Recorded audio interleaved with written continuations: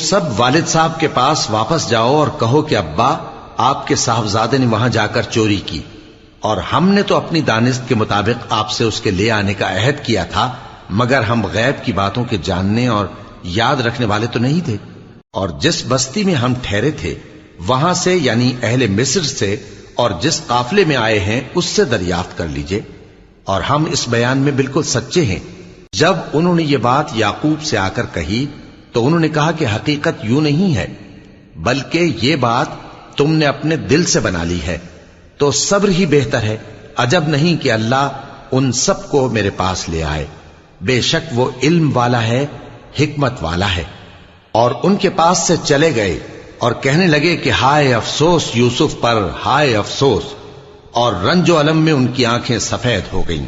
اور ان کا دل غم سے بھر رہا تھا۔ بیٹے کہنے لگے کہ واللہ آپ تو یوسف کو اسی طرح یاد ہی کرتے رہیں گے یہاں تک کہ آپ گھل جائیں گے یا جان ہی دے دیں گے۔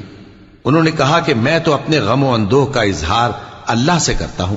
اور اللہ کی طرف سے وہ باتیں جانتا ہوں جو تم نہیں جانتے۔ اے بیٹو، یوں کرو کہ ایک دفعہ پھر جاؤ